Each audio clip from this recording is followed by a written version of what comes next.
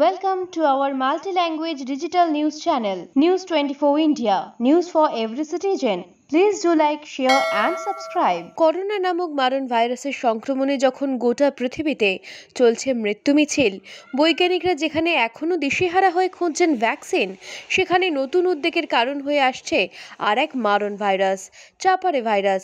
2004 সালে বলিভিয়ার চাপারে অঞ্চলে প্রথম হদিশ মেলে এই ভাইরাসের। মানুষ ও ইঁদুরের মাধ্যমে ছড়ানো এই ভাইরাস সৃষ্টি করে হেমারেজিক ফিভার, সৃষ্টি হয় মারণ রোগের, যে রোগের মৃত্যুর হার ইবোলা ভাইরাস সংক্রমণের কাছাকাছি। মূলত জ্বর, সর্দি, মাড়িতে ঘা, বমি প্রভৃতি লক্ষণ দেখা যায় এই সংক্রমণে।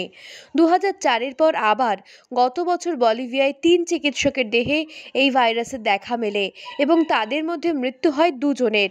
আর সেই থেকে উদ্বেগের আরেক খাড়া হয়ে চাপারে ঘুরছে মানব জাতির ঘাড়ের কাছেই। আজ ইকবালপুর থানার কলুপাড়া এলাকায় এক তরুণীর বস্তাবন্দি দেহ উদ্ধার করা হয়। দেহটি প্রথমে MM রোডের পাশেই লক্ষ্য করেন স্থানীয় বাসিন্দারা। পরে পুলিশকে খবর দেওয়া হলে পুলিশ এসে সেটিকে উদ্ধার করে ময়নাতদন্তের জন্য পাঠায়। পরিবার সূত্রে জানা গেছে, ওই তরুণী এক বন্ধুর সাথে সেখানে থাকতেন। এখন কেই বা সেই বন্ধু, কেনই বা খুন হলেন তরুণী, কিভাবেই বা MM রোডের মতো ব্যস্ততম রাস্তার পাশে ফেলে দেওয়া হলো মৃতদেহ, সেটার তদন্তে নেমেছে পুলিশ।